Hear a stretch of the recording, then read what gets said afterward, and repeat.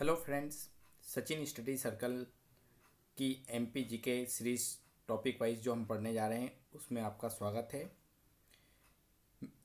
हमारे द्वारा जो टॉपिक चलाया जा रहा था वो था मध्य प्रदेश की गुफाएं, जिसमें कल मेरा एक लेक्चर हुआ था। मैंने एक वीडियो अपलोड किया था जिसमें बाघ की गुफाएं से संबंधित सारे फैक्ट हमने पढ़े थे। आज हम दो गुफाओं को कंप्लीट करेंगे, एक आदमगढ़ की गुफाएं और एक बरतरी की गुफाएं। दोस्तों, हम ये जानते हैं कि गुफाओं से संबंधित क्वेश्चन एग्ज़ाम्स में आजकल पूछे जाते हैं।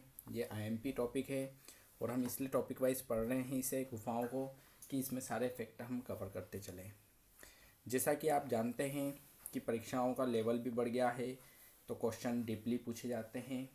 दूसरा, मैं ये एक बात आपसे कहना चाहूँगा कि मेरे जो भी वीडियो होते हैं वो केवल 10 से 15 मिनट के होते हैं, जिसमें मैं सारे फैक्ट आपको कवर करवा देता हूँ। तो केवल आपको 10 से 15 मिनट अपने देने हैं और एक बहुत ही अच्छी जानकारी आप लोगों को अर्जित करनी है। दोस्तों, अगर आप किसी बड़े कोचिंग संस्थानों के वीडियो भी आप देखते होंगे तो जब आप वो 1 घंटे का वीडियो देखते हैं जिसमें आपका समय 1 घंटे जा रहा है, उसके बाद आप उतने फैक्ट लगा पाते हैं और उतने ही फैक्ट मैं आपको इसमें केवल 10 से 15 मिनट के वीडियो में दूंगा। तो अब हम दोस्तों इसे आगे बढ़ाते हैं और सबसे पहले शुरुआत करते हैं आदमगढ़ के गुफाओं की। ये आपको चित्र में दिख रहा है आदमगढ़ की गुफाएं। ये जो गुफाएं होती थी, बाघ की गुफाएं, आदमगढ़ की गुफाएं, ये सभी गुफाएं जितनी भी है ये पत्थरों को तराश कर उसमें बनाया जाता था, उसे गुफा का रूप दिया जाता था। तो आदमगढ़ की गुफाओं की हम बात कर रहे हैं यहाँ पर। दोस्तों, ये जो गुफाएं हैं, पहला ही बहुत बड़ा फैक्ट और मोस्ट एमपी फैक्ट आपको दे रहा हूँ, ये जो गुफाएं हैं ये मध्य पाषाण काल से संबंधित है। आदमगढ़ की जो गुफाएं हैं वो मध्य पाषाण काल से संबंधित है। अब ये पाषाण काल क्या होता है? तो पाषाण का अर्थ होता है पत्थर। तो ये पत्थर का काल, पत्थर का भी काल कौन सा? मध्यकाल। क्योंकि इसमें जो पाषाण काल था ये 3 प्रकार का था। पूरा पाषाण काल मतलब सबसे पुराना, फिर मध्य पाषाण काल मतलब पाषाण काल में जो मध्य का समय था वो, और नव पाषाण काल मतलब जो नया पाषाण काल था उसकी बात। तो आदमगढ़ की जो गुफाएं हैं वो मध्य पाषाण काल की गुफाएं हैं।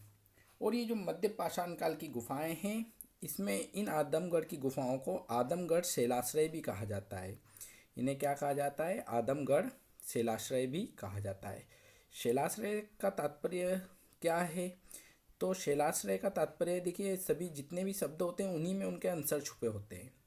तो शैलाश्रय का तात्पर्य होता है कि जो शैल होती है, चट्टानें होती है, उस पर किसी आकृतियों को कुरेदा जाता है, बनाया जाता है, वही शैलाश्रय कहलाता है। इसलिए आदमगढ़ की गुफाओं को आदमगढ़ शैलाश्रय कहते हैं या आदमगढ़ शैलाकृत कहा जाता है।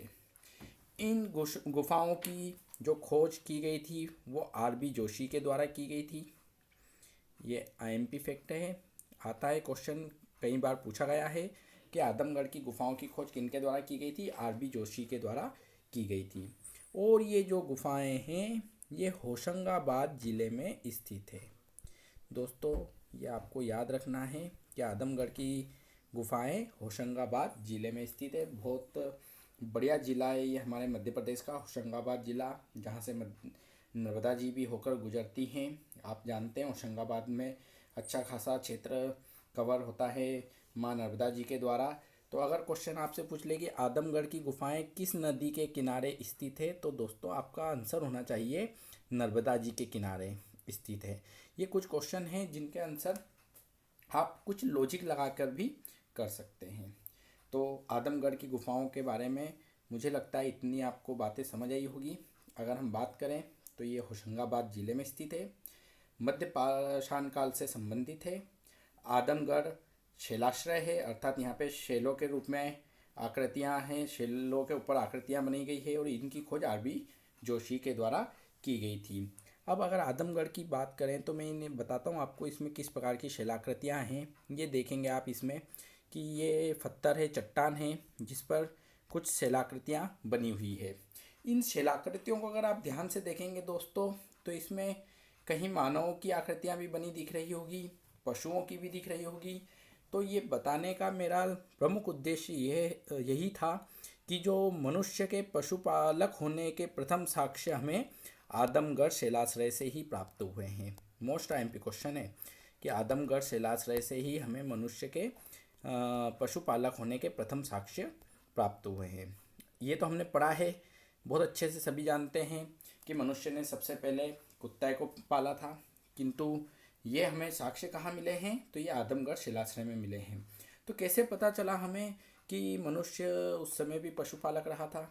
तो ये हमें जो साक्ष्य प्राप्त हुए हैं ये इस प्रकार कुछ प्राप्त हुए थे कि जो मानव के शवों को दफनाया जाता था, मानव के शव को दफनाया जाता था, उसी स्थान पर दोस्तों कुत्तों के शव भी दफनाए हुए प्राप्त हुए हैं। मतलब मनुष्य के साथ में ही कुत्तों को भी दफनाया गया था वहाँ। तो जब वहाँ उत्खनन हुए तब हमें ये जानकारियाँ प्राप्त हुई। तो आपको एक मोस्ट आईएमपी क्वेश्चन परीक्षा की दृष्टि से याद रखना है कि मानव के पशुपालक होने के प्रथम साक्ष्य हमें कहाँ से प्राप्त होते हैं? तो आपका आंसर होगा आदमगढ़ शिलाश्रय से हमें ये प्राप्त होते हैं। दोस्तों मुझे लगता है आदमगढ़ शिलाश्रय के बारे में आपको सारी जानकारियाँ प्राप्त हो गई होगी और आपको ये मेरे द्वारा बताए गए फैक्ट भी समझ आए होंगे।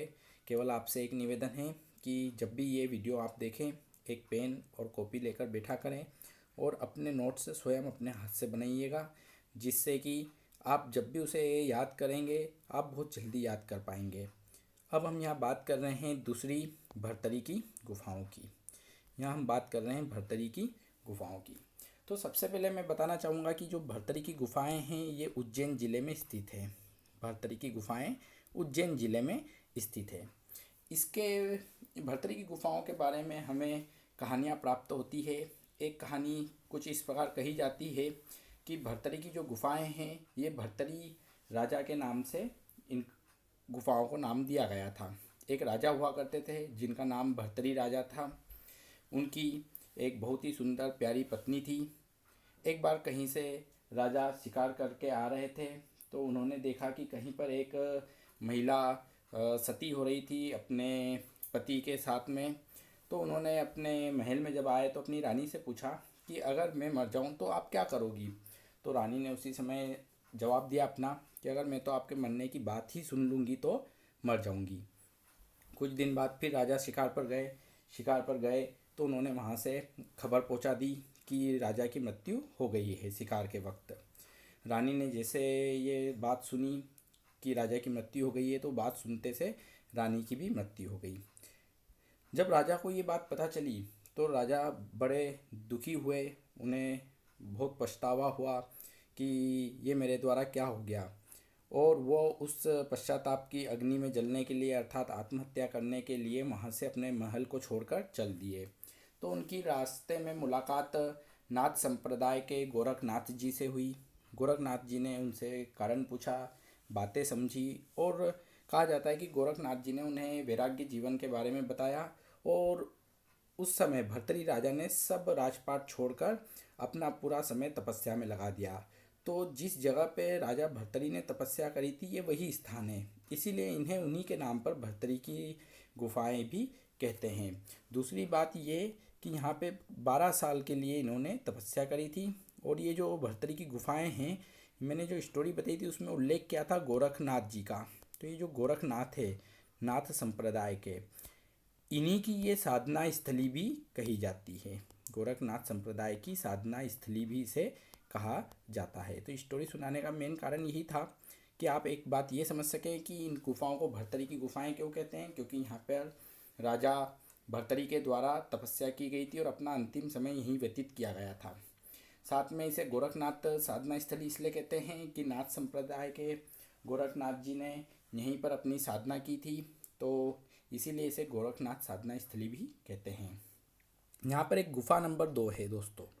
गुफा नंबर 2 है जिसे गोपी चंद की गुफा भी कहते हैं, जिसे गोपी चंद गुफा कहा जाता है। कहा जाता है ये भर्तरी जो राजा थे उन्हीं के भतीजे हुआ करते थे, उन्हीं के नाम पर ये गुफा को नाम दिया गया है और कहा जाता है गोपी चंद की गुफा कहते हैं। ये गुफाओं के लिए एक मैं मोस्ट आईएमपी फैक्ट आपको बताने जाऊंगा परीक्षा की दृष्टि से, कि 11वीं शताब्दी में ये जब गुफाओं की खोज जब ये गुफाएं थी तो ये अस्तित्व इनका समाप्त हो चुका था।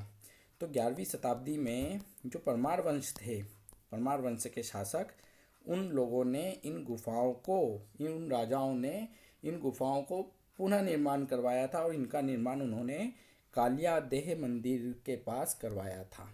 कहाँ करवाया था? कालिया देह मंदिर के पास करवाया था। तो यहाँ तक मुझे लगता है आपको समझ आया होगा।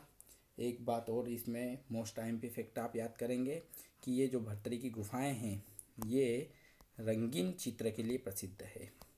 अगर प्रश्न आपसे पूछ लें कि किस गुफा को रंगीन चित्रों के लिए जाना जाता है, और ऑप्शंस अगर आपको मिलते हैं भर्तरी की गुफाएं, आदमगढ़ की गुफाएं और बाघ की गुफाएं, कुछ भी आपको ऑप्शंस अगर मिले, पांडव की गुफाएं, तो उस समय पे आप इसका आंसर लगाएंगे भर्तरी की गुफाएं।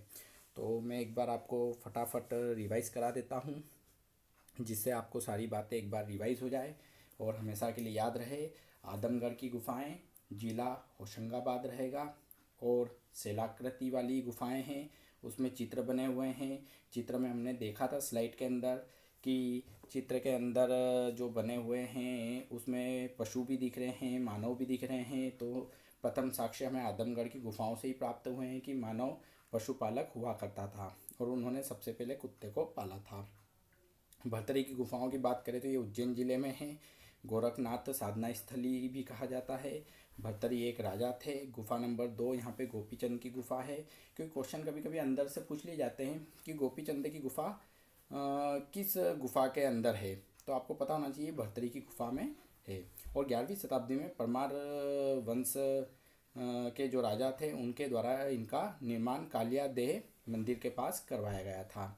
और सबसे मोस्ट आईएमपी क्वेश्चन इसके अंदर जो बना था कि भर्तरी की गुफाएं रंगीन चित्रों के लिए भी प्रसिद्ध है। तो दोस्तों आशा करता हूँ आपको ये 2 गुफाएं अच्छे से समझ आई होगी, और आप इसे नोट कर लीजिए, नोट्स बना लीजिए, और उसे 1-2 बार आप रिवाइज़ करेंगे तो परीक्षा में 100% आपसे इनसे क्वेश्चन बनेंगे। और आशा करता हूँ आपको ये वीडियो पसंद आया होगा, तो प्लीज़ लाइक करें एवं सब्सक्राइब करें। धन्यवाद। जय हिंद, जय भारत।